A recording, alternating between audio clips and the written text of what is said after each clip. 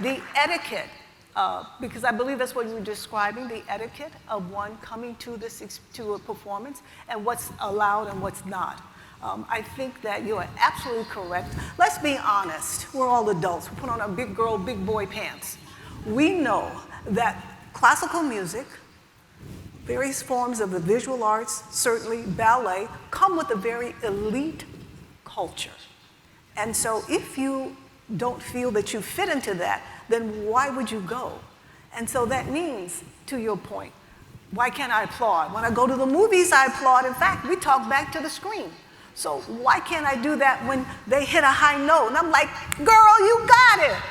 Can we do that? What happens? What happens? So my students, I teach at Columbia and NYU, my students said, well, I went to a performance, oh gosh, I forgot, it's one of the Broadway shows. And it was called Jaja's African Hair Braiding Salon. It was a play on Broadway about what happens in a day in an African hair braiding salon. So it was lots of humor, lots of fun things. And so, of course, they were targeting the black community. So my students said, you know, in my row, there were these black women, and they were laughing and clapping and all that. And I said, did that disturb you? He said, yes, because I wanted it to be quiet.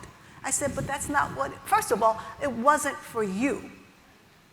The play was to target black women, so they should feel free to be able to express themselves. So it's the lens in which we expect our audience to, quote, behave.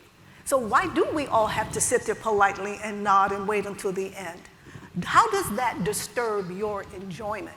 Does that mean, speaking back to psychological safety, that as an audience, we have to expand? We have to think about other ways of experiencing the arts that in no way detracts from the quality, brilliance, and excellence of the performance.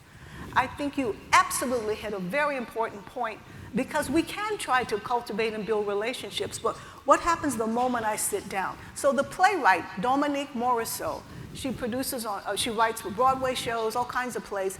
In her playbill, she has an insert that says, "Dear audience, you are allowed to do the following things." So she gives the audience permission. Clap when you want. Say something when you want. It does not affect our production. We expect that. We look forward to that. So you have to think about, now in the sacred world of opera, what does that mean?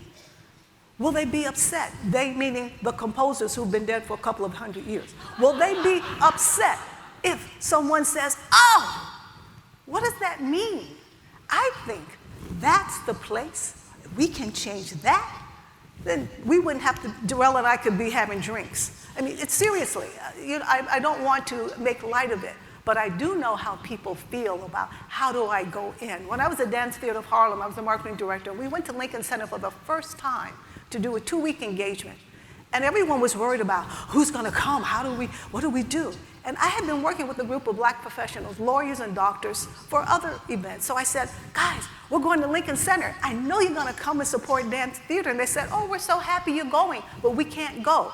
I said, what do you mean? The tickets are affordable. You know, I had broken the budget down. We got $65 tickets. They said, no, it's not the price of the ticket.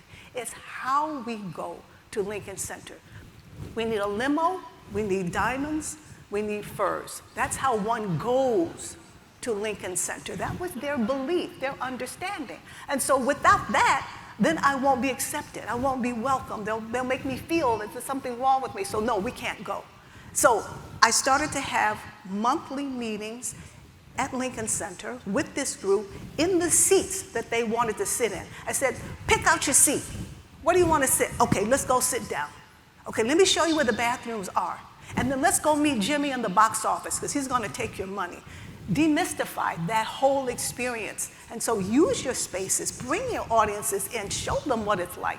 And you think about how can a person be themselves and come to a performance. And that does not mean insulting the artist. We're not talking about throwing food up on the stage, none of that. We're talking about how can I express my enjoyment at a performance. When you're ready to step into that space, then I think you'll really see some significant movement. So I thank you for that comment, very much so. Thank you.